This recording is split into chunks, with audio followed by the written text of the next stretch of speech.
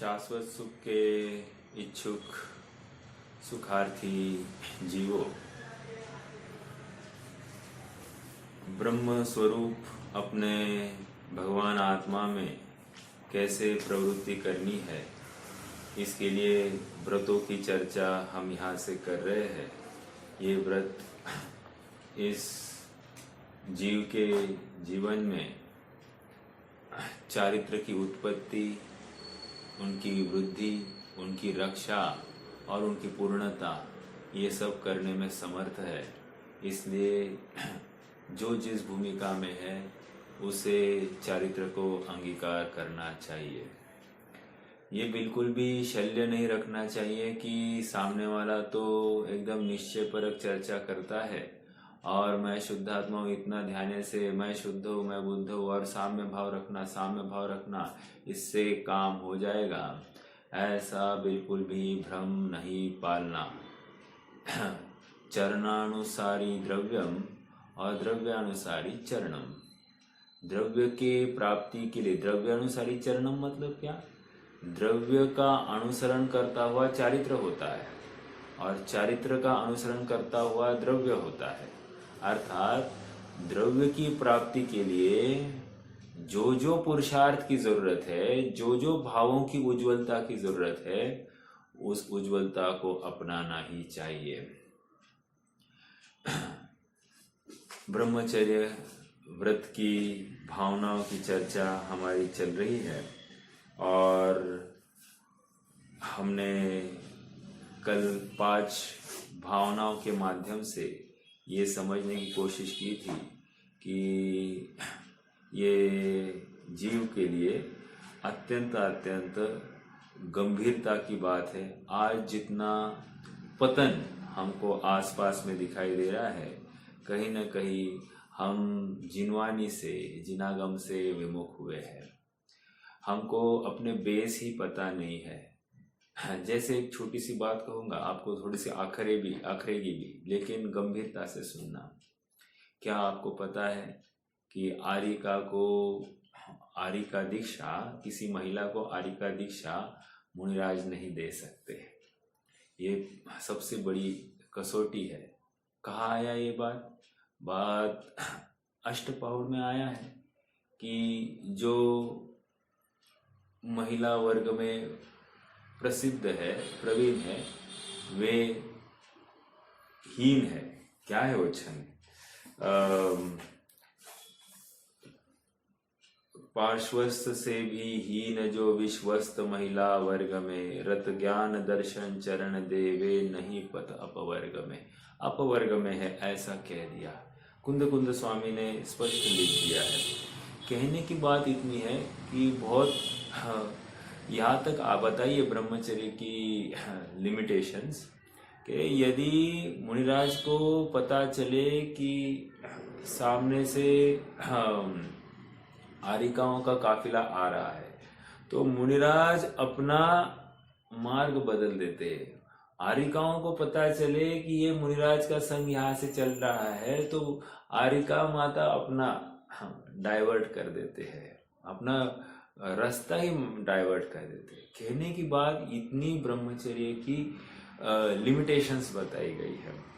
और जब उनके लेवल पर ये इतनी कड़काई से पालन हो रहा है, जो एकदम विरक्त जीव है उनके लेवल पर ये कड़काई से पालन है, तो आप विचार करना जो हमारे जैसे छद्मस्त अवस्था में भोगों से आसक्त प्रवृत्त जीव है, हमारे लिए कितनी उसकी गंभीरता और उसका अभ्यास जरूरी होगा।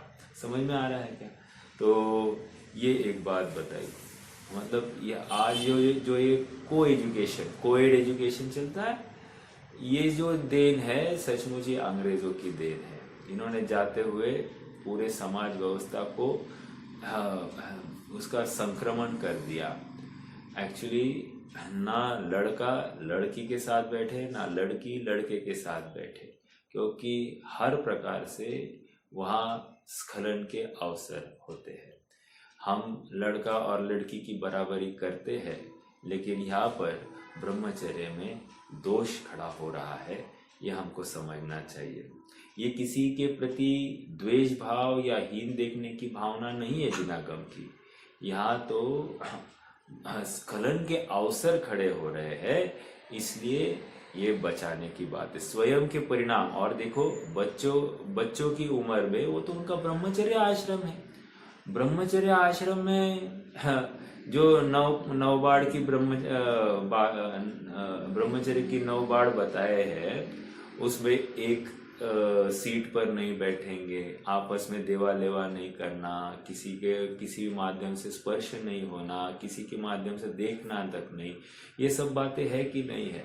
तो जब वो है तो फिर ये एप्लीकेबल क्यों नहीं हो सकती है? आज हुआ क्या है कि आज हमारे व्यवस्था में इतनी सब बातें हुई है कि हमको वो रूटीन सी हो गई, यूज टू हो गए हैं, हमको उसमें कुछ भी दोष लगता नहीं है। तो ये गंभीर बात है, थोड़ा सा विचारणीय बिंदु है। ऐसा देखो, बाइबल में एक बात आई है, I find more bitter than death the woman who is snare, whose hands are chains, whose heart is a trap। मतलब कोई महिला सुंदर है तो मुझे वो एक सांखल की तरह लगती है जो मुझे बांध देगी। समझ में आ रहा है? इसलिए कह रहे हैं कि ये ब्रह्मचर्य की परिसीमा कि हम कितना स्वयं को इनसे बचाए रखें। कल परसों मैं ऐसा ही कोई वीडियो देख रहा था, उसमें आया कि योगी आदित्यनाथ, ये जो यूपी के चीफ मिनिस्टर है, वो कह रहे हैं कि वो महिला अधिकारियों के साथ में आंख डालकर नहीं बात करते हुए ऐसे नीचे नीचे देखकर बोलते हैं। कितनी बड़ी ब्रह्मचर्य की वो है, कड़क सख्त है, सब बातें हैं, लेकिन वे आंख में आंख डालकर नहीं बात करते हैं। बहुत बड़ी बात है ना, समझने योग्य है। अर्थात ये अपने रत्न को सुरक्षित रखने की सब उपाय योजना है। एक छोटा सा स्खलन भी हमको बहुत बड़ी विपदा में डाल सकता है, और फिर प्रारंभ में तो हमको थोड़ा सा भय भी लगता है, लेकिन कालांतर में इतना हम यूज टू हो जाते हैं कि हमको भय ही निकल जाता है। इसलिए यहाँ पर हमको संग किसका करना? संग हमारे बिरादरी का ही करना, मतलब अपोजिट जेंडर का संग करना योग्य नहीं है। हाँ, कितनी बातें आती है, जैसे उदाहरण के लिए कहा गया, ऐसी केले के पेड़ ने बेर के पेड़ का संग किया। जब छोटे थे तो कुछ हुआ नहीं, लेकिन जैसे जैसे केले का पेड़ बढ़ता गया और बेर का पेड़ बढ़ता गया, तो बेर के पेड़ के जो कांटे हैं, कांटों ने पूरे इसके पत्तों को छिन्न भिन्न कर दिया और केले का पेड़ मर गया। एक उदाहरण ये आया। दूसरा उदाहरण आता है हंस और कौवे का। हंस ने और कौवे ने दोस्ती की, और होता ऐसे था कि एक ग्वाला वहाँ पर दही रख के जाता था एक हंडी में, और कौवा उसकी आँख चुरा कर वो उसमें से दही खा जाता था। एक दिन ग्वाले ने थोड़ा सा वहाँ पर डेरा जमाया और देखा कौन खा के जाता है। तो कौवा बहुत ही चालाक, उसने हंस को बोला, तुम भी खाओ हंस भैया, मैं हर बार खाता हूँ, तुम भी खा लो तो मज़ा आएगा, बहुत अच्छा है दही। और इसलिए हंस भी दही खाने गया। लेकिन जब उड़ना था, जब उसको ग्वाले की आहट लग गई, कौवा तो उड़ गया और हंस पकड़ा गया। तो गलत का संग करने से जीव का पतन तो होता ही है। उदाहरण तो शिक्षा मात्र है, हमको तो थोड़े में ही ब्रह्मचर्य की जितनी सीमा है उसको समझने की कोशिश करना। देखो, प्रथमान योग में भी आप थोड़ा सा विचार करना कि ब्रह्मचर्य की कितनी वहाँ पर सीमा है। देखिए, जैसे 12 कोट होते हैं, है ना। 12 कोट में ऐसा स्त्री पुरुष होगा, मिला हुआ कोई कोट है क्या? नहीं, अलग अलग कोट है। समझ में आ रहा है क्या? मतलब देवों का अलग, देवियों का अलग, तिर्यंचियों का अलग, तिर्यंचिनी का अलग नहीं, तिर्यंचिनी का नहीं है। लेकिन मनुष्यों तक की तो बात है, देव और देवी और पुरुष और स्त्रियों का, श्रावक श्राविकाओं का। कहने की बात वहाँ तिर्यंच का है ना, तिर्यंचिनी अलग अलग कोट है, अलग अलग कोट है, क्योंकि 12 कोट है, 8 कोट है देवों के और देवियों के मिलकर, एक कोट मुनियों का, नहीं, एक कोट मुनियों का, एक श्रावकों का, एक श्राविकाओं का और एक तिर्यंचों का। नहीं, एक ही है, राइट। समझने की बात इतनी है कि ये जितनी भी बातें हैं, मतलब एक आसन पर नहीं बैठा जाएगा, पुरुष और स्त्री एक आसन पर नहीं बैठ सकते। मतलब मान लो एक ही चटाई है, एक चटाई पर पुरुष और स्त्री नहीं बैठेंगे। समझ में आ रहा है क्या? ये ब्रह्मचर्य की सीमा है, अर्थात यहाँ पर ब्रह्मचर्य में इमीडिएटली दूषण। साहब हमको तो कोई बुरा परिणाम हुआ ही नहीं, हमको कोई परिणाम हुआ ही नहीं। बच्चे तुमको हुआ नहीं, लेकिन होगा नहीं इसकी क्या गारंटी? जब जिनवानी में आया है कि परिणाम बिगड़ सकता है, तो हर किसी के अवसर है। एक के भी परिणाम बिगड़े हो तो सबके लिए एक मर्यादा निश्चित हो जाती है। समझ में आ रहा है क्या? और जब मुनिराजों में इतनी सतर्कता है तो हमारे ऊपर क्या है? समझ में आया? और थोड़ा सा मतलब एकांत में बात नहीं करना, पुरुष ने स्त्री ने एकांत में बात नहीं करना, ऐसी भी बात आती है। साहब क्या प्रॉब्लम?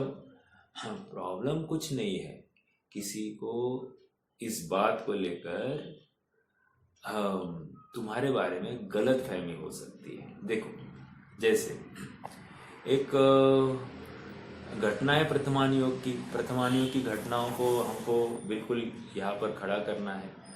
जैसे मुनिराज और आरिका माता, मुनिराज का संग चल रहा है और आरिकाओं का संग चल रहा है, लेकिन हुआ ऐसे कि जैसे ही अंतिम मुनिराज पास होने हैं और यहाँ से अंतिम आरिका पास होनी है, उनका आपस में मिलना हुआ और उन्होंने कुछ बात की आपस में।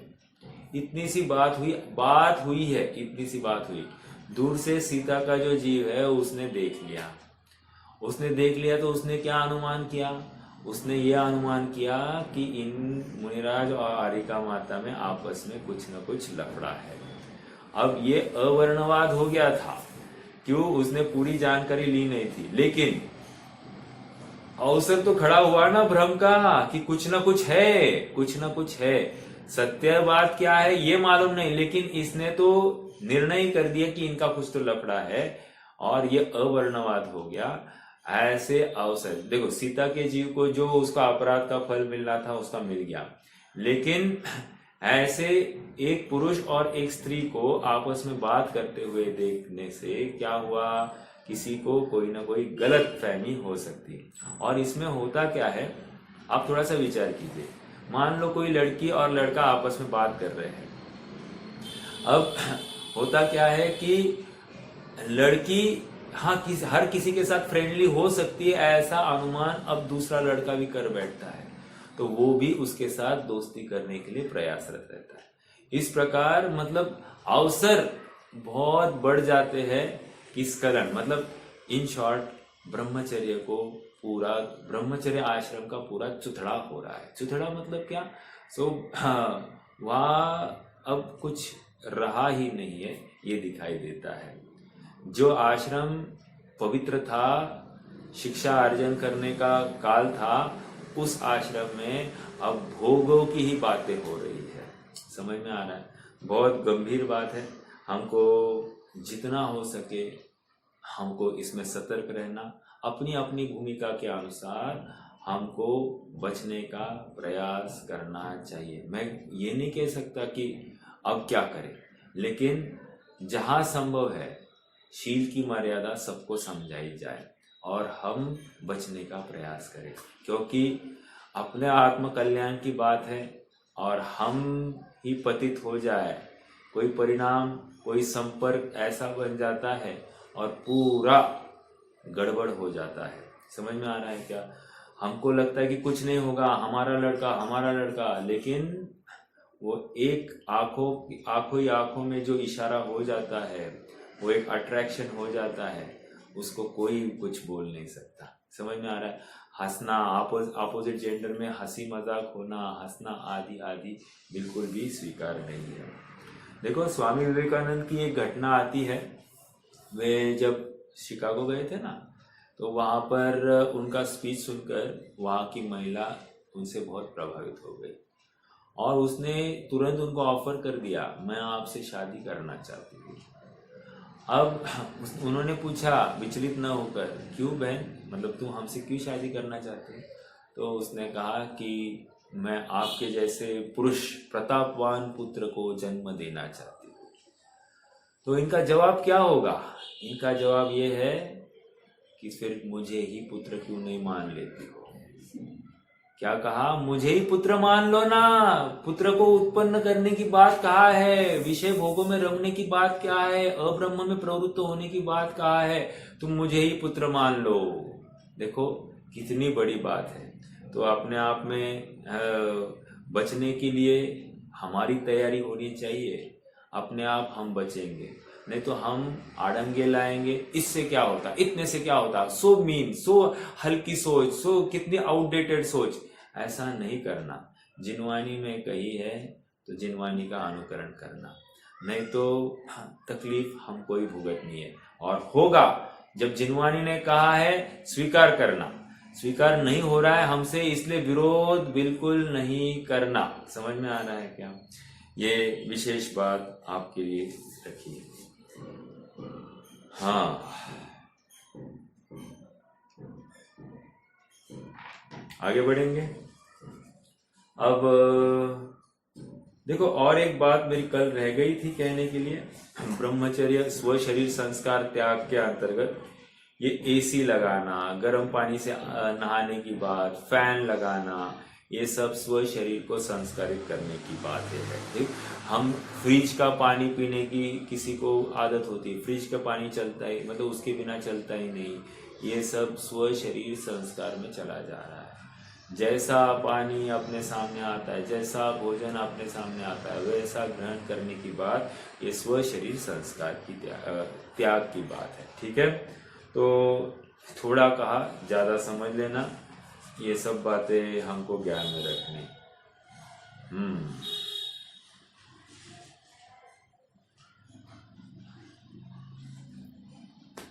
अगले सूत्र की तरफ हमको बढ़ना है।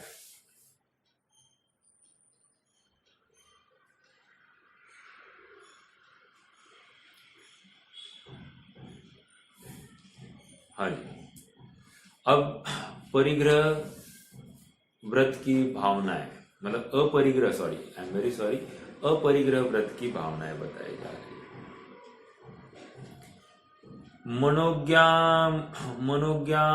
मनोज्ञेन्द्रिया विषय राग द्वेष वर्जनानि पंच। मनोज्ञेन्द्रिय विषय राग द्वेष वर्जनानि पंच। संधि करके देखते, मनोज्ञ, अमनोज्ञ, इंद्रिय, विषय, राग, द्वेष, वर्जनानि पंच। 5 देखने हैं, कैसे दिखाई देंगे थोड़ा सा समझना। बहुत इंटरेस्टिंग है। आचार्य देव ने यहाँ पर 5 तो लिख दिया, पंच, लेकिन पंच दिखाई नहीं देंगे। देखते जरा, प्रयास करते हैं। मनोज्ञ 1, अमनोज्ञ, लेकिन किसके बारे में मनोज्ञ और अमनोज्ञ? क्या कह रहे? इंद्रिय विषय। मनोज्ञ, अमनोज्ञ, इंद्रिय विषय, ये पूरा एक सेंटेंस है। ठीक है, उसमें क्या साहब, उसमें क्या? राग द्वेष वर्जनानी, राग द्वेष का को वर्जित करना। राग द्वेष वर्जनानी मतलब जो इंद्रिय के विषय है, मनोज्ञ हो या अमनोज्ञ। मनोज्ञ मतलब हमको भाने वाले, रुचि उत्पन्न कराने वाले, अमनोज्ञ मतलब अरुचि अरति उत्पन्न कराने वाले। तो ऐसे इंद्रिय के विषयों में क्या करना, राग द्वेष वर्जित करना। मेरा प्रश्न है, यहाँ पर 5 कहाँ गिना है? कोई बता सकता है? 5 गिनाकर दिखा सकता है इसमें?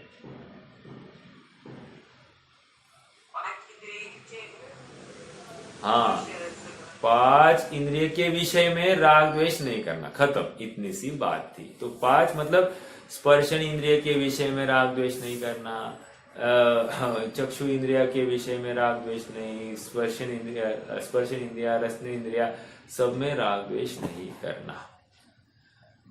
अब यहाँ पर मन को भी वैसे उन्होंने जोड़ लिया है। कैसे? इष्ट अनिष्ट की कल्पना मन की सहायता बिना नहीं होती, इसलिए छुपे रूप से मन भी यहाँ पर गर्भित है।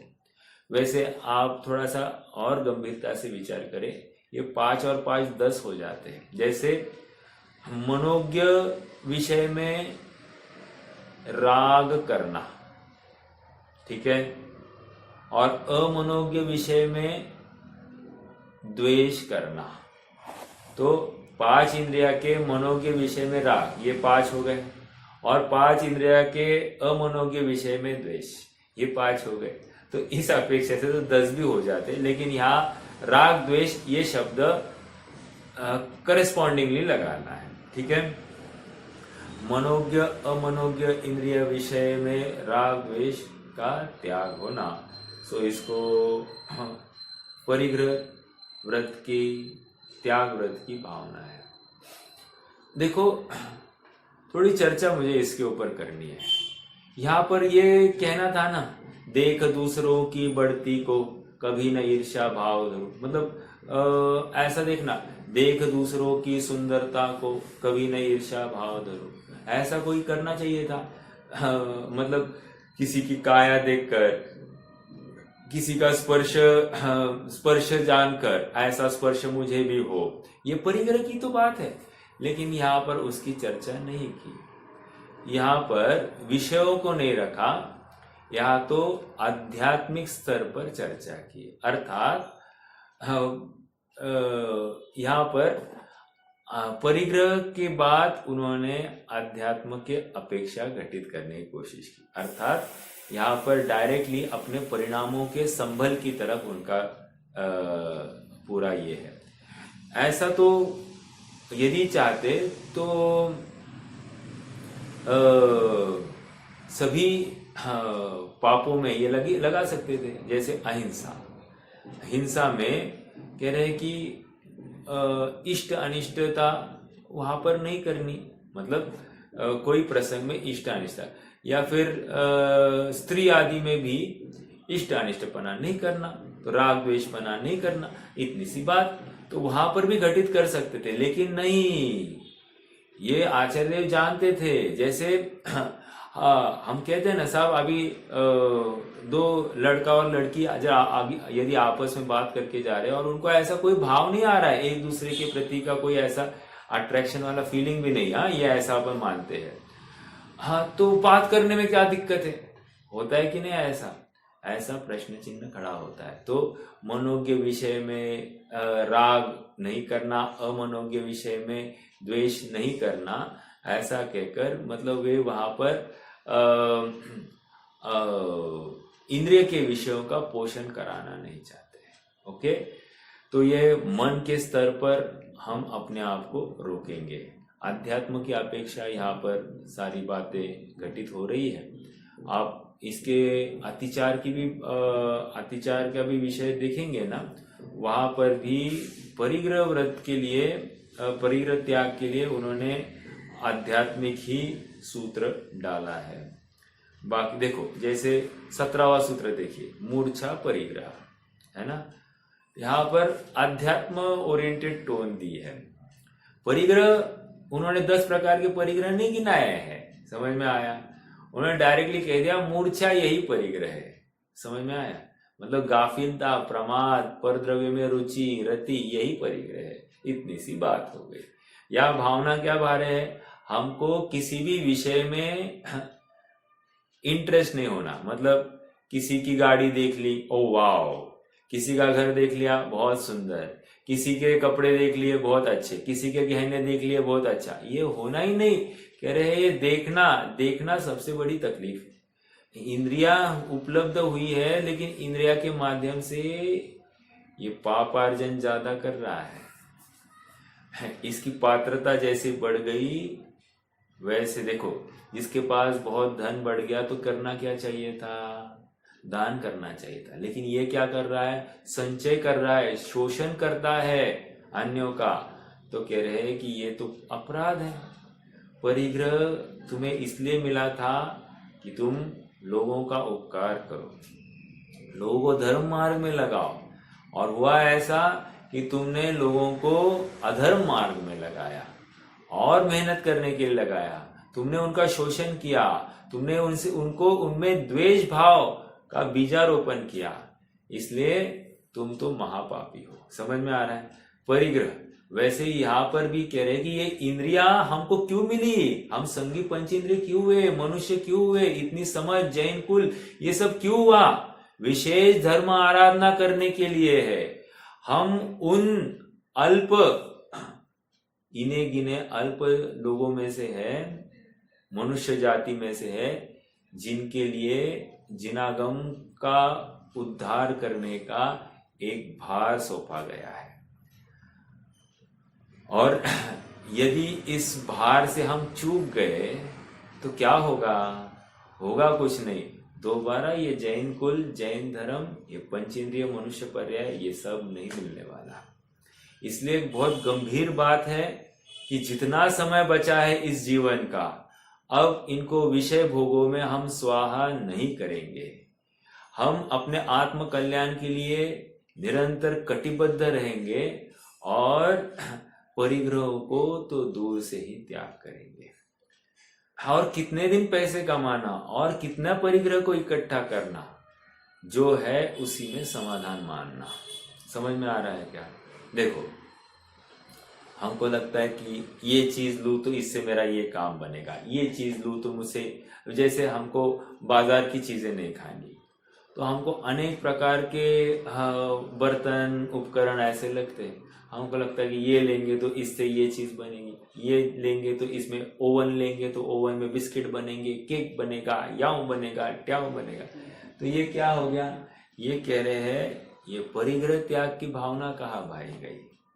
अर्थात डायरेक्टली हमारे व्रत में दूषण आ रहा है। जो है उसमें सीमित रहा, उसमें सीमित रहो, करो अपने परिणामों को सीमित। इससे क्या होगा साहब? इससे तुम्हारे पास समय की अधिकता होगी।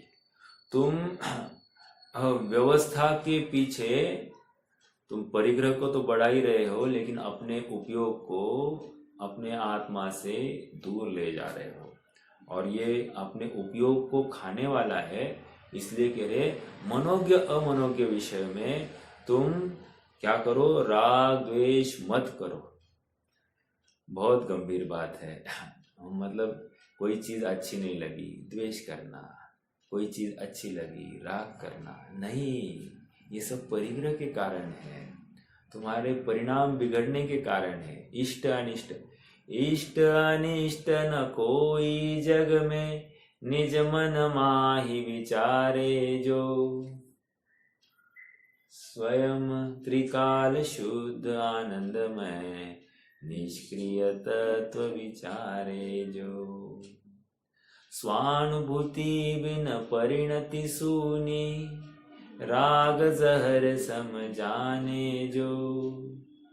कितनी बड़ी बात है ना, स्वानुभूति बिन परिणति सूनी, राग जहर सम जाने। ऐसा लगता है क्या हमको हमारे पुत्र के प्रति राग है? पुत्र हमारे पास आता है तो हमको उसको पुचकारने का, प्रेम करने का भाव आता है, उसको अच्छा खिलाने का भाव आता है। इसको हमको राग लगता है क्या? इसको जहर जैसा लगता है क्या? नहीं लगता है। कह रहे ये मैं आत्म स्वरूप से विमुख हो गया हूँ, अपने आप में ये राग है, और ये राग हमको दुखी करने वाला है। यह राग आग दहे सदा, तातय समामृत से। कितनी बड़ी बातें कह दी है हमको। हम उस धुन में तो गा जाते हैं लेकिन उसके भाव भाषण करने से चूक जाते हैं। हाँ, कोई बेसुरीला गाता होगा, एक क्या का क्या पूरे गाने का सत्यानाश कर दिया, भक्ति का सत्यानाश कर दिया, ऐसा लगता है हमको। भक्ति में मजा ही नहीं आया ऐसा लग रहा है। लेकिन हमको उस धुन को नहीं पकड़ना था, हम उस भाव को पकड़ना चाहिए था। हाँ, ये राग आग दहे सदा, ये राग रूपी आग, राग के साथ में द्वेष भी ले लेना हो, क्योंकि राग द्वेष के बिना अधूरा है। द्वेष तो जलाता है, ये सारी दुनिया जानती, लेकिन राग भी जलाता है, ये कोई स्वीकार करता नहीं है। इसलिए राग कहकर राग और द्वेष ये दोनों जीव को जला देते हैं। जीव को जला देते हैं मतलब क्या? कषाय से जलता है और ऐसा जलता है, ऐसा तड़पता है। कह रहे कि राग आग दहे सदा तातय समामृत से। इसलिए हे भाई, हे भव्य, तुम तो साम्य भाव रूपी अमृत को ग्रहण करो। ये तुम्हारी आग को शांत कराएगा, ये बुझा देगा। समझ में आ रहा है क्या? विचारणीय बिंदु है। हम कहाँ जा रहे हैं? हमारे कर्तव्य के नाम पर हम राग का तो पोषण नहीं न कर रहे हैं, या हमारी ड्यूटी के नाम पर हम विषय भोगों में तो ही प्रवृत्ति नहीं कर रहे हैं ना। इसका विचार हमको करना और सतर्क हो जाए। हमारे कर्तव्य पूर्ण होने लग गए हैं तो हम निवृत्ति की भावना भाए, क्योंकि आज भावना भाएंगे तो कभी कभार वो फलित होने की संभावना है। बीज ही नहीं डालेंगे, मुझे निवृत्त होना है, ऐसा बीज ही नहीं डाला तो फलेगा कब? अब मैं बहुत नजदीक से मेरे परिचित जनों को देखता हूँ। हमारे चाचा जी हैं, गवर्नमेंट जॉब था, आज गवर्नमेंट की पेंशन आती है 60-70 हजार महीने की 1 तारीख को जमा होते हैं। जैसा वो कभी 7 पे कमीशन, 8 पे कमीशन, जैसा जैसा बढ़ते जाता है वैसे वैसे इनकी भी अमाउंट बढ़ती जाती है और 1 नंबर का पैसा। लेकिन अभी भी व्यापार इतना, सब कहते हैं कि मैं मेरे पेंशन को हाथ नहीं लगाता। बच्चे, एक सीए है, एक फार्मेसी का दुकान, मतलब बहुत अच्छा खासा उनका चलता है। मतलब उनको किसी भी चीज की जरूरत नहीं। इतना सब होते हुए भी वे स्वयं भी दुकान अलग से अपनी चलाते हैं। मतलब विचारणीय बिंदु की जीव अब रिटायर होने का नाम तक उसको छूने को अवसर ही नहीं है। मतलब इतना वो परेशान होता है। रिटायरमेंट मतलब गया, सब कुछ गया। देखो, एक बात अच्छी सुनी थी, आप सबके साथ में शेयर करता हूँ। देखो, जैसे एक होता है ना 14 साल के बच्चे, 14 साल तक के बच्चों को आप काम पर नहीं रख सकते ना। क्या है? Child atrocity. आपने उसके शिक्षण से आपने उसका निरोध किया है, आपके ऊपर गुनाह लगेगा, ऐसा, राइट? अब वो कितना जरूरतमंद था ये सब छोड़ दीजिए। 14 साल के नीचे के बच्चे को आपने चाइल्ड लेबर के अंतर्गत बहुत कड़ा कानून है। वैसे ही अब और एक कानून होना चाहिए, अबाव 60 का लेबर भी आपको यूज करना नहीं चाहिए। 60 साल के ऊपर के सबको निवृत्त हो जाना चाहिए। ये बहुत जरूरी है, काल की मांग है। क्यों साहब, क्यों? जैसे 14 साल तक के लिए आपने कहा कि education is very much essential, उसी प्रकार 60 साल के ऊपर के प्रत्येक जीव को संन्यास की भावना, अर्थात आत्मकल्याण, ब्रह्मचर्य के साथ साथ आत्मकल्याण की भावना भी भाना अत्यंत अत्यंत जरूरी है। समझ में आ रहा है क्या? ये लॉ होना चाहिए। लॉ नहीं हो तो हम अपने जीवन में ये इसका नक्कीकरण कर दे कि भाई अब तो हम आगे नहीं भटकेंगे। अरे 50 साल, आजकल तो 60 साल में तो खुड़ुक हो जाता है जीव। मतलब 60 साल बहुत बड़ी आयु बोल दी मैंने, क्योंकि जीवन का कोई भरोसा नहीं है। परसों दिन अपने यहाँ पर घर पर कोई आए थे, वो कह रहे कि कोविड के बाद में 25 to 40 के बीच के एज वाले लोगों के मरने की संख्या, मतलब वो परसेंटेज 70% से इंक्रीज हो गया।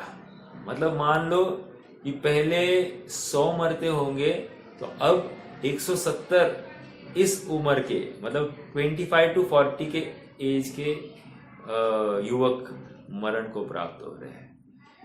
मैं इतना क्यों कह रहा हूँ? इतना इसलिए कि हम 60 साल को भी बहुत कह रहे, उसके बाद निवृत्ति, लेकिन 60 साल तक जीवोगे इसकी भी क्या गारंटी?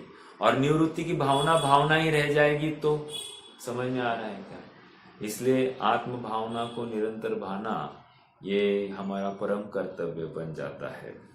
परिग्रह त्याग व्रत की भावना में मनोज्ञ तथा अमनोज्ञ, देखो मनोज्ञ अमनोज्ञ में क्या हो सकता है? और थोड़ा सा, लाखों वर्षों तक जीव या लाखों वर्षों का जीवन मनोज्ञ या अमनोज्ञ है? तो सब आपको क्या है? लाखों वर्षों का जीवन नहीं? किसको किसको लाखों वर्षों का जीवन मनोज्ञ लगता है? देखो, जैसे देव है तो अच्छा है, हाँ अच्छा है, और नारकी है तो बुरा है। समझ में आ रहा है? अपने आप में लाखों वर्षों का जीवन भी अपेक्षाकृत किसी को अच्छा लग रहा है, किसी को बुरा भी लग सकता है, राइट? हाँ, या मृत्यु आज ही आ जाए, हाँ 3 इंच वाले का अलग से ले लेना। कहने की बात इतने है कि मनोज्ञ विषय बहुत करोड़ों रुपए किसको अच्छे लगते हैं साहब? यदि करोड़ों रुपए अच्छे लगते तो सचिन तेंदुलकर को जाके देखो, उसके बच्चों को सिक्योरिटी के बिना बाहर निकाल सकता है वो। कहने की बात इतनी है कि ये स्टारडम जो हमको जो शोहरत मिली है, वो शोहरत के साथ साथ हमारा स्वाधीनपना भी छूट गया है। हम एक पब्लिक एंटिटी हो गए तो हमारा प्राइवेट जीवन ही खत्म हो जाता है। प्रत्येक जीव हमारे प्राइवेसी में, हमारे घर के सदस्य सबके बारे में अधिक अधिक जानकारी लेना चाहते हैं। ये कैसा प्रेम करते, कहाँ घूमने जाते, कैसे करते, क्या करते, कितने बच्चे क्या सीखते, बच्चे को कैसे पढ़ाते, सब जानकारी लेना चाहते हैं। समझ में आ रहा है? ब्रह्मचर्य और परिग्रह ये एक्चुअली एक ही बात है। अब्रह्म मतलब चेतन परिग्रह, और जो अचेतन परिग्रह है उसको परिग्रह में ले लिया है। समझ में आया? इतनी सी बात है। मतलब स्त्री पुत्र आदि इनको नौकर चाकर इनको चेतन परिग्रह में ले लिया, और बाकी जितने भी अचेतन वस्तुएं हैं उनको मात्र परिग्रह में ले लिया है। और लगाना है तो यही सूत्र ब्रह्मचर्य के ऊपर भी लगाया जा सकता है, बिल्कुल बैठेगा। हाँ, मनोज्ञ अमनोज्ञ इंद्रिय विषयात राग द्वेष वर्जनानि लगाए मतलब एक ही सूत्र, और उन्होंने इतना ही लिख देते, अब्रह्म और अपरिग्रह और परिग्रह, इतनी सी बात। वो दोनों को एक ही लगा सकते, और नहीं लगाया उन्होंने तो हम अपनी तरफ से लगाए। क्योंकि कोई सुंदर काया दिखी, सुंदर स्त्री दिखी, मन बहला जाता है। सुंदर आवाज सुनी, सुगंध देखी, सुगंध आई हमको, या एक रसना इंद्रिय का अच्छा विषय अपने सामने आया, या स्पर्श के लिए ठंडी गर्मी जो कोई मनोज्ञ होगी ऐसा विषय सामने आ गया तो उसमें सुख लगता है कि नहीं? देखो देखो, जैसे स्वाध्याय करना है हमको, है ना? स्वाध्याय करना है तो साहब कहाँ करना? बहुत मच्छर है वहां पर स्वाध्याय करना बहुत ठंड है, ठंड से हुड़हुड़ी भरी है वहां पर करना, या बहुत गर्मी है ऐसे स्थान पर, मतलब जहाँ पसीना पसीना हो रहा है वहां पर करना, कहाँ पर करना? कह रहे अगर बहुत गर्मी है तो एसी हॉल में करना, बहुत ठंड है तो हीटर वाले हॉल में करना। समझ में आ रहा है? मतलब ये मनोज्ञ अमनोज्ञ विषय भी इस जीव के लिए दुखकारक है। ये स्वरूप से विमुख कर रहे हैं। ठीक है, तो विचारणीय बिंदु। परिग्रह त्याग की भावनाओं की चर्चा भी हमारी हो गई। मनोज्ञ अमनोज्ञ इंद्रिय विषय राग द्वेष वर्जनानि पंच। वर्जनानि अर्थात वर्जित करना। ठीक है, हाँ जी। अब 5 व्रतों की भावनाएं हो गई। अब आचार्य देव का पेट भरा नहीं है वो बोले हम और बोलेंगे। हम बोलो साहब, आप बोलो और हम सुने। हाँ आप बोलो क्या है, और हाँ बोलो मैं सुन रहा हूं। ऐसा नहीं, मरे मन से नहीं, तुम्हारे हित की बात है, इसलिए बहुत गंभीरता से, बहुत रुचि भाव से तुम इस बात को सुनना। भावेद भेद विज्ञान मिदमिच्छन्न धारया, नहीं वो नहीं। क्या है वो, पद्मनंदी पंचविंशति का तत्प्रति प्रीति चित्तेन येन वार्तापि ही श्रुता। एकदम प्रीति चित्ते से, प्रीति चित्त से जिसने ये बात सुनी है। प्रीति चित्त से सुनना मतलब क्या? सुनना मतलब अपने जीवन में वैसा उतारना। प्रीति चित्त, प्रीति चित्त, प्रीति चित्त मतलब हाँ मैं बहुत उपयोग देकर सब बातें मुझे अच्छे से मालूम है। अरे मालूम है तो जीवन में उतारो ना भाई। नहीं बस मालूम है, मालूम है। अरे मालूम से कुछ काम नहीं। जब हमारे योग्यता होगी ना तो अपने आप हो जाएगा। अभी तो हम सब सुन के ले रहे। अरे सुन के ले रहे मतलब क्या मालूम है? सुन के ले रहे, समझ के ले रहे, इसका मतलब तुम सुधरना नहीं चाहते हो, तुम सुखी होना नहीं चाहते हो, तुम्हें तो विषय भोग ही अच्छे लगते हो, तुम विषयों में अंध हो गए हो। समझ में आ रहा है? विषयान देखो, जैसे भोगों में चेतन परिग्रह में अंध हुआ है तो कामांध कहा जाता है। अचेतन परिग्रह में अगर अंध हुआ है तो विषयांध कहा जाता है। हिंसा में अंधा हुआ है तो क्रोधांध कहा जाता है। समझ में आ रहा है क्या? ये मतलब समझने की बात इतनी है कि अंधा हो, इन विषयों के अर्थी होकर ये जीव अंधा हो जाता है। अंधा हो जाता है मतलब उसका विवेक हट जाता है, ये निर्णय करने के लिए समर्थ नहीं होता है। एक बहुत अच्छी दंत कथा कहो, एक सीख वाली कथा है। ऐसा हुआ कि अन्य मत की बात है वैसे, एक कुबेर महाराज ने कोई व्यक्ति की धर्म की दृढ़ता देखकर उसके ऊपर महाप्रसन्न हो गया और उसके लिए सारी जितनी अनुकूलताएं संभव थी सारी अनुकूलताएं उसके ऊपर न्यौछावर कर दी। एक दिन इंद्र महाराज ने बुलाया कुबेर को, क्यों रे उसको इतनी अनुकूलता क्यों दी है, चलो सब निकाल दो। अब कुबेर ने अपनी तरफ से दी है, अब वही कैसे छीन के ले? तो वो उसने कहा नहीं मुझे इसको सजग करना पड़ेगा। तो कुबेर ने कहा देखो भाई मुझे ऊपर से ऑर्डर आ गया है कि तुम्हारी सारी अनुकूलताओं को छीन लेना है, तो फिर भी मैं एक काम कर सकता हूँ, तुम्हें इन सारी अनुकूलताओं में से जो चीज तुम्हें रखनी है वो तुम रख सकते हो, बाकी सब मैं छीन के लेके जाने वाला हूँ। तो इसने कहा, उस आदमी ने कहा एक काम करना, तुम सब कुछ लेके जाओ लेकिन मेरी बुद्धि ठिकाने पे रखना, बुद्धि को नहीं चुराना, बुद्धि को छीनना नहीं मुझसे, बाकी सब मुझसे ले जाना। तो कुबेर ने कहा गया ना सब बात हो गई ना खराब, मुझे तुमसे ये सब छीनना है तो सबसे पहले तुम्हारी बुद्धि भ्रष्ट करनी होगी। बुद्धि भ्रष्ट हुए बिना मैं तुमसे ये सब बातें छीन ही नहीं सकता। समझ में आ रहा है? इतनी बातें क्यों कर रहा हूँ? इसलिए कर रहा हूँ क्योंकि ये मनोज्ञ अमनोज्ञ विषय में इष्ट अनिष्ट की कल्पना, राग द्वेष की कल्पना, ये बुद्धि भ्रष्ट होने पर ही होती है।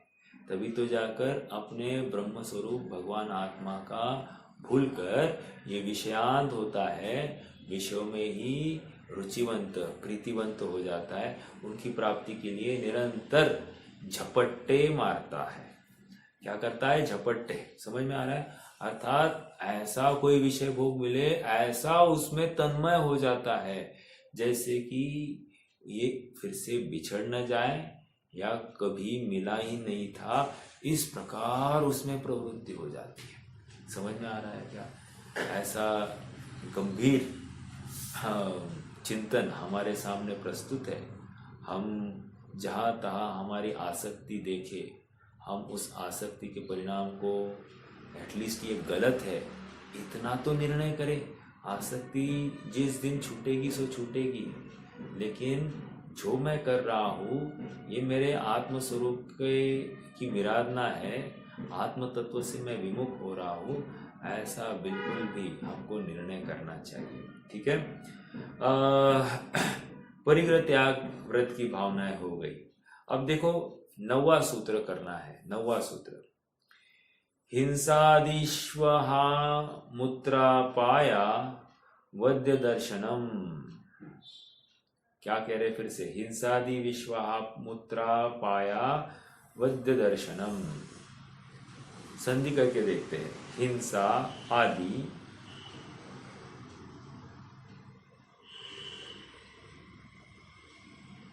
ईश्व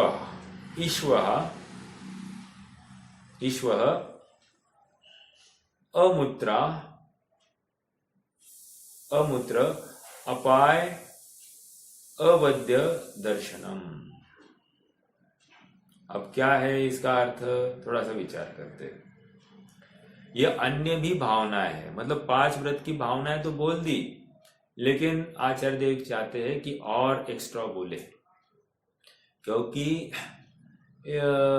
इतना कहकर भी, जैसे वो तोता होता है ना, तोते ने क्या किया कि बेटा देखो ये गांव रास्ते में आएगा, वहां शिकारी जाल डालेगा, दाने डालेगा, जाल बिछाएगा, तुम दाना चुगने जाओगे, शिकारी जाल बिछाएगा और तुम जाल में अटक जाओ, तो तुम बिल्कुल भी उतरना नहीं उस गांव में।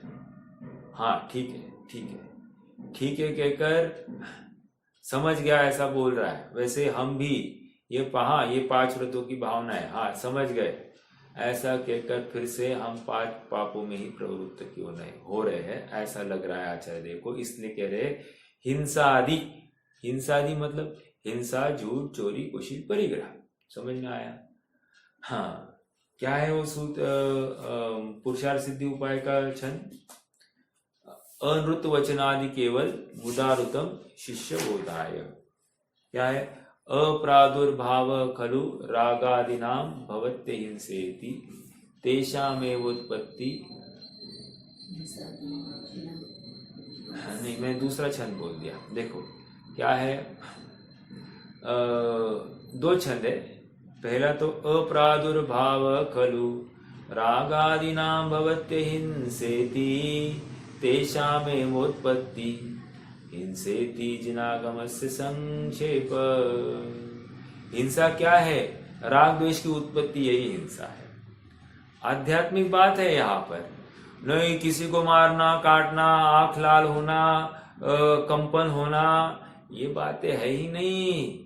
ये बहुत एंड रिजल्ट है बोल रहे हैं हम, डायरेक्ट मूल पर घाव कर रहे हैं। राग द्वेष की उत्पत्ति ही हिंसा है, खत्म, और कुछ बात ही नहीं रखी। समझ में आया? हाँ, तो प्रश्न खड़ा किया, साहब आपने फिर पाप 5 क्यों कहे? तो कह रहे हैं कि वैसे तो हिंसा ही पाप है, लेकिन अनृत वचनादि केवल। अनृत मतलब झूठ, चोरी, कुशील, परिग्रह आदि, ये क्यों कहे?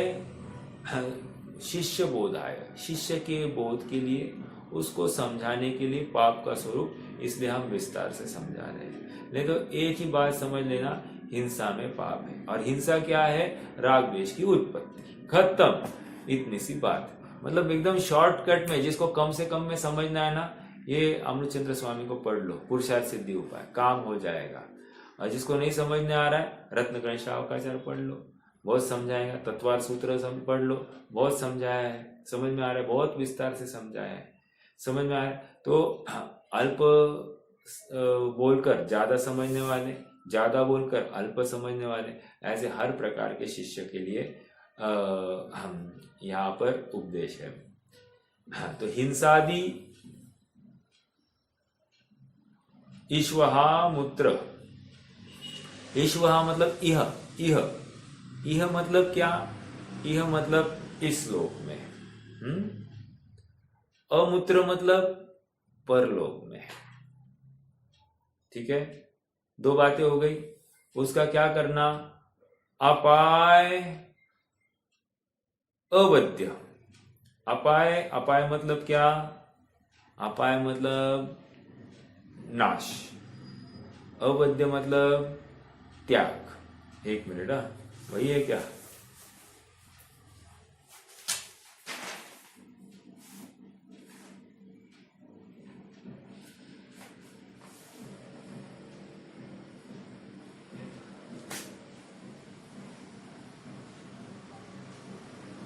हाँ,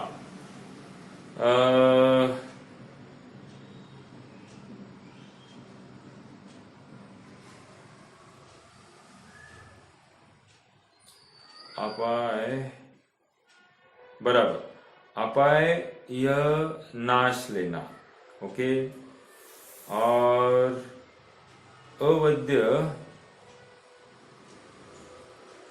अवद्य मतलब त्याग है, आई थिंक। देखो नीचे दिया है ना, हाँ, अवद्य मतलब निंदनीयपना, निंदनीयपना, और अपाय मतलब नाश। अब नाश किसका होने वाला है, कह रहे स्वर्ग और मोक्ष का नाश होने वाला है। अवध्यपना मतलब क्या, निंदनीयपना। अब सूत्र का मेल नहीं बन रहा है, तो देखो अभी इसका मेल बनाते हैं। हिंसादि, हिंसादि मतलब ये 5 पाप का फल क्या है, कह रहे इस लोक का फल, कह रहे पहले इस लोक में क्या होता है, इस लोक में हिंसादि में प्रवृत्ति से क्या हो गया, कह रहे स्वर्ग और मोक्ष का नाश हो गया, और क्या हो गया, निंदनीयपना प्रकट हुआ। एक चोरी करता है, निंदनीय होगा कि नहीं, कुशील करता है, निंदनीय है कि नहीं। देखो 4 पापों को तो निंदनीय कह दिया, हमको कोई प्रॉब्लम नहीं। हिंसा कर रहा है, ओके, निंदनीय। झूठ बोल रहा है, निंदनीय। चोरी कर रहा है, निंदनीय। कुशील कर रहा है, अब्रह्म कर रहा है, हाँ निंदनीय। लेकिन यहाँ पर परिग्रह को निंदनीय कैसे कहा जा रहा है, हाँ निंदनीय है, क्योंकि किसी के प्राणघात में, किसी के शोषण में ये हमारा अर्थार्जन छिपा है, तो कह रहे हैं कि ये भी निंदनीय है, क्योंकि कहीं ना कहीं उसके प्राणों का घात तुमने किया है, उसके अन्न का हरण तुमने किया, अर्थात 12वां प्राण अन्न कह दिया, अन्नम वही प्राणा, तो इसलिए ये भी निंदनीय है। ओके, और देखो ना, जिनके पास बहुत परिग्रह होता है क्या कहते हैं, किती है यांच्याकडे माल, बोलते कि नहीं बोलते, जलन होती कि नहीं लोगों को, होती है। इसलिए आप बुजुर्गों की कभी बात सुनना, कहते कि अपने पास कितना माल टाल है, किसी को नहीं दिखाना, क्यों, लोग जलते हैं। आज का जमाना अलग है, आज जमाना तो ये कि मैं कितना दिखाऊं तो लोग मेरे अधीन होंगे। देखो मैं ना एक जगह पर जगह देखने गया था, एक दिन ना मैं 4 व्हीलर लेकर गया, तो सामने वाला एकदम प्रभावित हो गया। दूसरे दिन मैं 2 व्हीलर लेके गया, 2 व्हीलर लेके आया क्या, 2 व्हीलर लेके आएगा मतलब उसका देखने का नजरिया ही बदल जाता है। मतलब आज भौतिकता की तरफ लोगों का झुकाव अलग है, ये मैं मानता हूँ, लेकिन जिनवानी तो क्या स्पष्ट कह रही है कि दिखावे पे नहीं है, तुम्हारे पुण्य के अनुसार सब कार्य होने वाला है। अब ये जिसको विश्वास है उसके अनुसार काम होगा, समझ में आ रहा है क्या। तो हिंसादि मतलब ये 5 पापों के माध्यम से क्या होता है, स्वर्ग और मोक्ष का नाश, अपाय। ओके, अपाय मतलब नाश, किसका नाश, स्वर्ग और मोक्ष का। और क्या कह रहे हैं, निंदनीय भी है, ये 5 पाप निंदा का कारण है। इसने देखो ना, जैनियों के ऊपर तो वैसे भी लोग बहुत खार खाते हैं, इन्होंने लोगों को का शोषण किया है, इनके पास क्या कमी है, इन्होंने तो सब लोगों का लूट लिया है। इसलिए अभी एक बीच में कोई ऐसा ही चला था ना, राजस्थान में ऐसी एक आदमी है, उसने ये मिशन ही चलाया था, ये जैनियों ने सबको लूट लिया है, इन्होंने सबका पैसा हड़प किया है, इसलिए इनको तो छोड़ना मत, इनके हर आयतन के ऊपर तुम हमला कब्जा कर लो। ऐसा ही मिशन ही चला है। मुझे तो ये क्यों हुआ है, इतना द्वेष जैन संप्रदाय के ऊपर क्यों हो रहा है, क्योंकि कुछ इने गिने लोगों ने सचमुच ऐसा शोषण किया है। किसी ने कोई बुरा किसी का किया होगा, उसके बिना किसी की भावनाएं को ठेस पहुंचे बिना ये किसी को ऐसा भाव नहीं आता कि मैं इसका बुरा करूं। देखो, उनको मात्र जैनियों के प्रति द्वेष क्यों लग रहा है, अन्यों के प्रति क्यों द्वेष नहीं हो रहा है? क्योंकि हुआ है जैनियों के माध्यम से ऐसा शोषण। जैसे ब्याज भट्टे के नाम पर जो कोई गिरवी रखा, कितना पैसा इकट्ठा किया, कितने टके से उसने पैसा इकट्ठा किया, ये सब शोषण किया है सामने वाले का। 2-2 टका, 3-3 टका, 4-4, 5-5 टके से लोगों से वसूल किया है, और बेचारा वो आदमी देने के लिए असमर्थ हो जाए तो या तो आत्महत्या कर दे, नहीं तो और कुछ हो जाए। समझने की बात इतनी है कि परिग्रह के माध्यम से भी निंदनीयपना आता ही है। ओके, क्या कहा? परिग्रह ज्यादा करने से अंतराय कर्म भी मानते हैं। हाँ, आपका कहना है कि परिग्रह करने से अंतराय कैसे हुई? अच्छा बिंदु है। बिंदु ये है अंतराय। क्या अंतराय हो गया साहब? हमने तो किसी के रोका नहीं था किसी को पैसे कमाने से, हमने क्या अंतराय डाली? जैसे मान लो मेरी कोई शॉप है, वो शॉप किराने का दुकान है, मोटा मोटा समझ लो। अब मेरे कंपटीशन में बाजू में ही किराने की दुकान है, लेकिन चलती मेरी है, बाजू वाले की नहीं चलती है। अब इसको लेकर हमने क्या अंतराय डाले साहब? हमारे पुण्योदय से हो रही है ना, अंतराय क्या हो गई? मुझे बताओ जरा, आप कोई भी बताइए, क्या अंतराय है?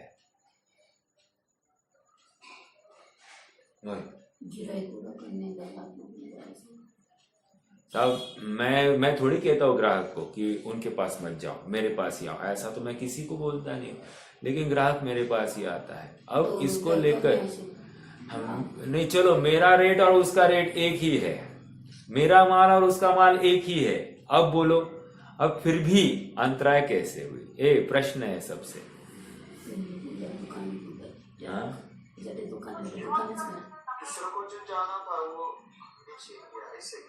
नहीं, दूसरे को जाना ही नहीं ना। हम क्या कह रहे हैं,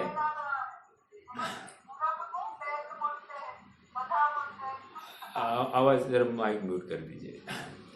क्या भैया 2-2 प्रवचन सुन रहे क्या एट अ टाइम? मल्टीटास्किंग चल रहा है लगता है भैया। बच्चों का दूसरा चालू है। अच्छा, चलो अच्छा है। मैं ये कह रहा था, हाँ क्या कह रहे थे भैया वैसे? अंतराय, हाँ अंतराय की बात। तो अंतराय ऐसी, हमको मान लो हमारी जरूरत 100 रुपये की थी, हमने 1000 रुपया कमाया, तो 100 रुपया जैसे ही मिल गया तो हमको शटर डाउन करना चाहिए था, तो आपने अब बाजू वाले के पास गया होता। समझ में आ रहा है क्या?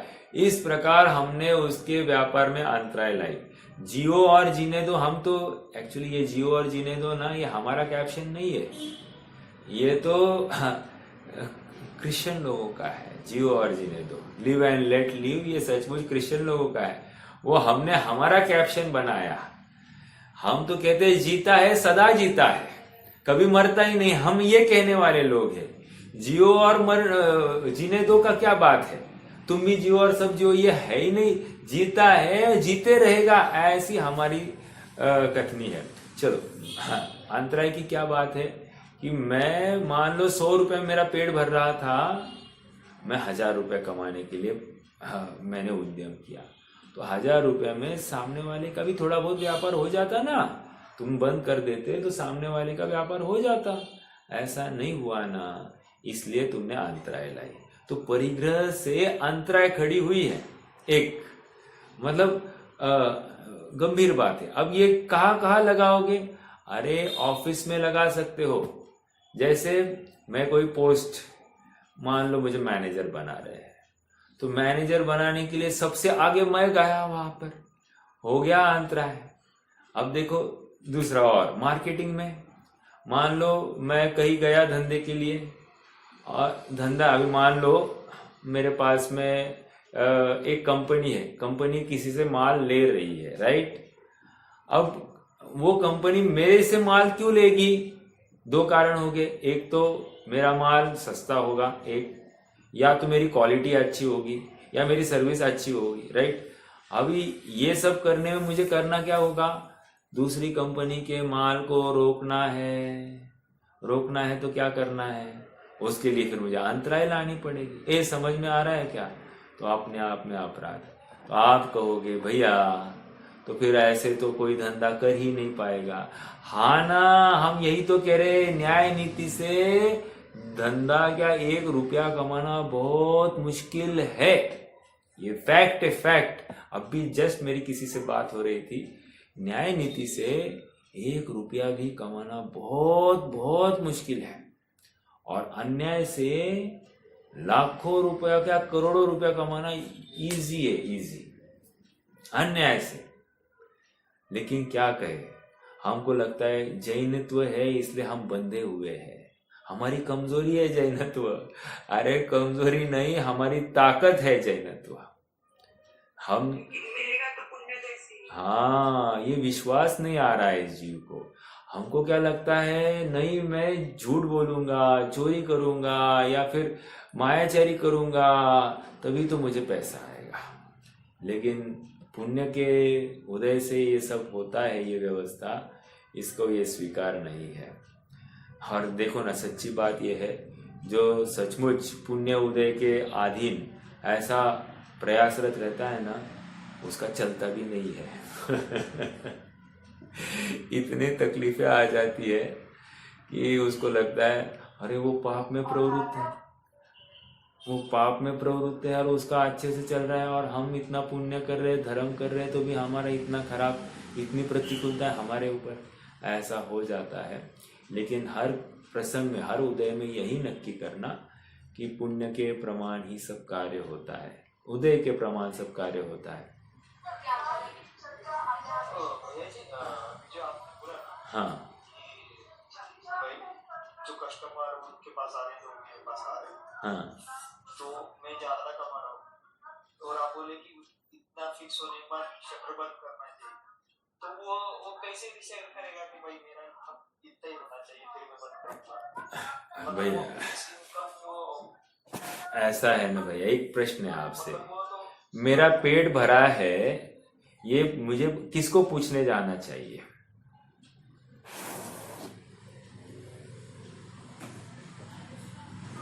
वो तो मैं ही डिसाइड करूंगा। करेक्ट।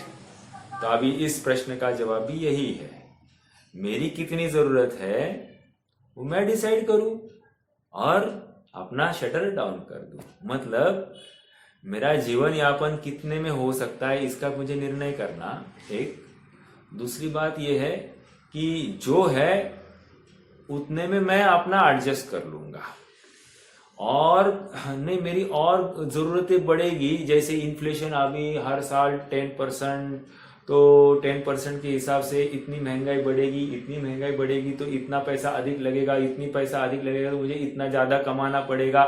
ये बातें कैलकुलेशन मत करो रे बाबा। मैं जितना है उतने में अपने को सीमित करूंगा। मैं 4 कपड़े यूज करता था तो 2 कपड़े पे आऊंगा। मैं हलवा पूड़ी खाता था तो अब मैं रूखी दाल रोटी खाऊंगा।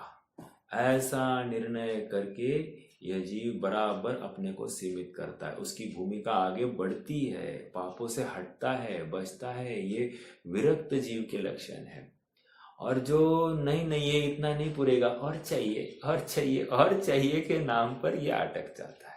ठीक है, तो ये अच्छा प्रश्न था कि भाई कैसे डिसाइड करे, कैसे हमको डिसाइड करना है, क्योंकि सुखी हमको होना है, कोई दूसरे मतलब। और ये इतनी बातें ना भैया, आपके करोड़ रुपया कमाओ, मेहनत कर करके कमाओ,